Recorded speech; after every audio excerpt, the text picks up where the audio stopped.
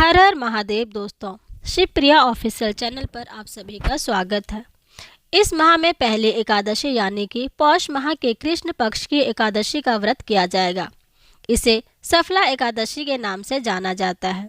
ऐसी मान्यता है कि सफला एकादशी का व्रत अपने नाम स्वरूप फल प्रदान करता है। इसके प्रभाव से हर कार्य सफल हो जाते हैं। श्री हरि विष्णु की कृपा से तमाम अधूरी इच्छाएं पूर्ण होती है। पौष मास के कृष्ण पक्ष की एकादशी 7 जनवरी को है। एकादशी पर विधि विधान से भगवान विष्णु की पूजा अर्चना की जाती है।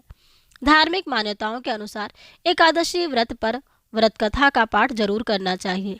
एकादशी व्रत कथा का पाठ करने से भगवान विष्णु की विशेष कृपा प्राप्त होती है और मृत्यु के पश्चात मोक्ष की प्राप्ति होती है। तो चलिए एकादशी व्रत कथा को श्रवण करते हैं।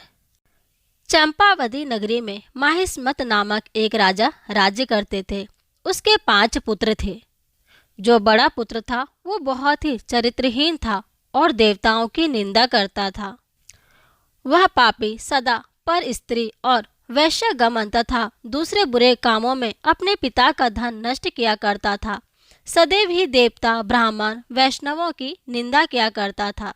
जब राजा को अपने बड़े पुत्र के ऐसे कुकर्मों का पता चला तो उन्होंने उसे अपने राज्य से निकाल दिया और उसके पिता और उनके अन्य भाइयों ने उनका नाम लुम्पक रख दिया और फिर उसको राज्य से बाहर कर दिया। तब लुम्पक विचारने लगा कि कहाँ जाऊं, क्या करूं। अंत में उसने चोरी करने का निश्चय किया।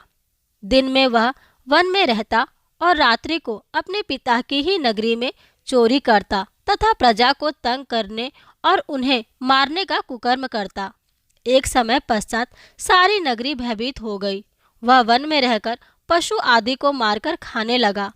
नागरिक और राज्य के कर्मचारी उसे पकड़ लेते किंतु राजा के भय से छोड़ देते।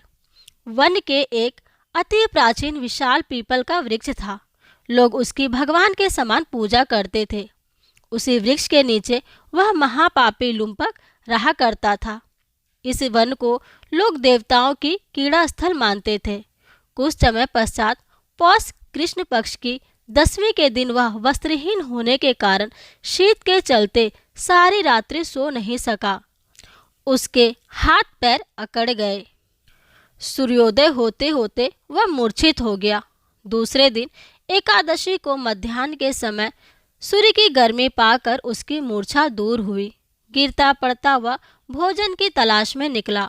पशुओं को मारने में वह समर्थ नहीं था, अतः पेड़ों के नीचे गिरे हुए फल उठाकर वापस उसी पीपल वृक्ष के नीचे आ गया। उस समय तक भगवान सूर्य अस्त हो चुके थे।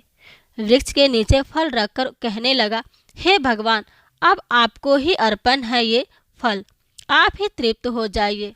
उस रात्रि को दुख के कारण रात्रि को भी नींद नहीं आई। उसके इस उपवास और जागरण से भगवान अत्यंत प्रसन्न हो गए और उसके सारे पाप नष्ट हो गए।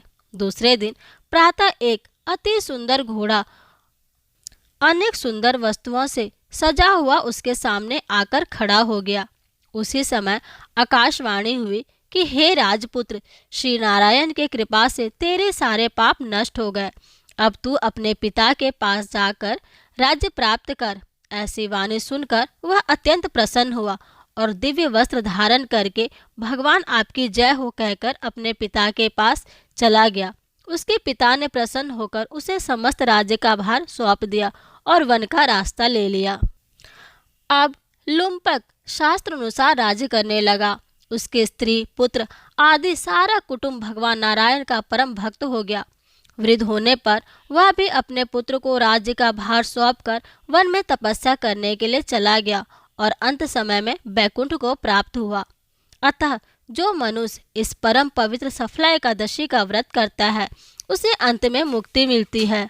जो नहीं करते वे पूंछ और सिंघों से रहित पशुओं के समान है।